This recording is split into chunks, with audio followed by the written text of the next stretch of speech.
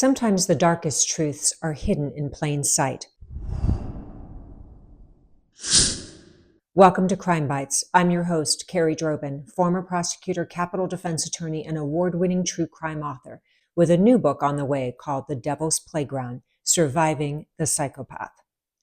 Today, we're diving into Howard Bloom's explosive new book, When the Night Comes Falling, a requiem for the Idaho murders. Bloom's exhaustive investigation offers fresh theories and startling revelations about the brutal murders of 4 University of Idaho students and the accused, Brian Kohberger.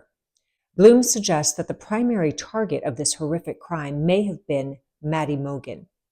Maddie, a waitress at a vegan restaurant, symbolized everything Brian believed he could never attain: youth, beauty, and the magnetic social life he felt exiled from. Her party house, alive with celebration, became, in his mind, a relentless reminder of rejection. The other victims, according to Bloom, were collateral damage in Brian's meticulously planned attack. Bloom's book reveals haunting details about Brian's past. As a teenager, he was morbidly obese, socially ostracized, and relentlessly bullied. After shedding over 100 pounds and undergoing plastic surgeries to remove excess skin, Brian attempted to reinvent himself: a vegetarian, a martial arts enthusiast, a criminology student. But this transformation was more than cosmetic. It birthed a new, aggressive persona, one he clung to with desperation. Even more troubling, Bloom uncovers Brian's struggle with heroin addiction, a dark chapter of his life that isolated him further. Remarkably, Brian quit heroin without rehab or therapy, relying solely on willpower. While this might seem like a triumph, Bloom argues it reinforced Brian's obsession with control and his delusions of superiority. Quitting heroin wasn't just about recovery. It became a symbol of his perceived dominance over others. And then there's Maddie Mogen, the radiant co-ed Brian fixated on, embodying everything he longed for but believed he could never have. This obsession, Bloom posits, was the spark that ignited his violent rampage. So let's examine his family, particularly his father, Michael Kohberger.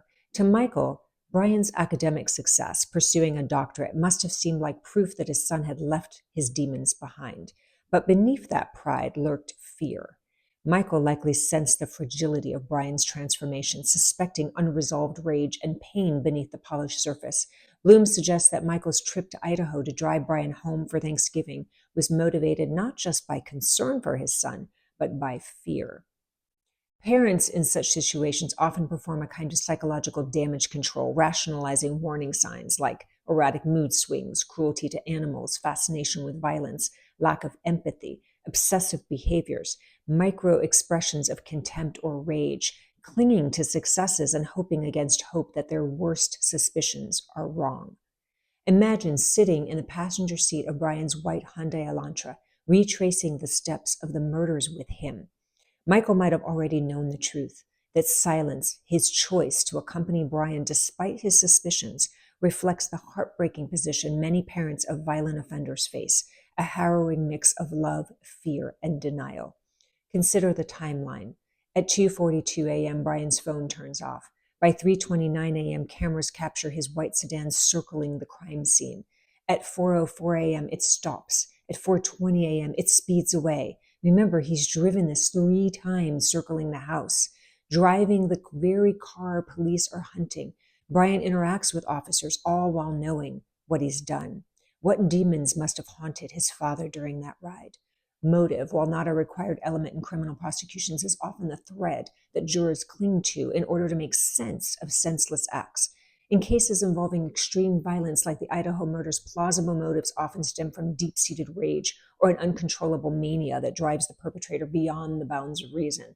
Right? Rage can be fueled by feelings of rejection, inadequacy, or perceived humiliation, manifesting in a need to assert power or exact revenge against those who represent what the perpetrator lacks or cannot attain.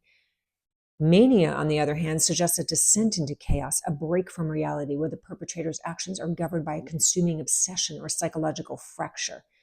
Jurors want to understand the why because it humanizes the person, right? It allows them to contextualize the crime and assign moral or emotional weight to their verdict. Without a clear motive, jurors are often left grappling with the terrifying prospect of random, inexplicable violence, which can challenge their ability to reconcile the crime with a just and logical outcome.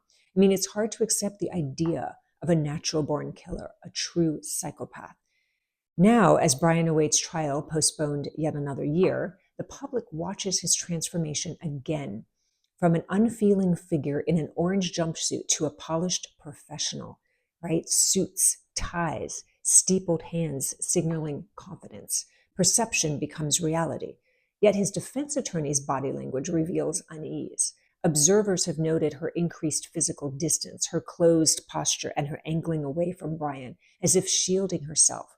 When a lawyer fears their client, they often compensate with exaggerated professionalism, overusing legal jargon or maintaining an overly formal demeanor to create emotional distance. I mean, how might this dynamic impact the defense strategy? Could it undermine her advocacy? Are people going to think she can't effectively represent him?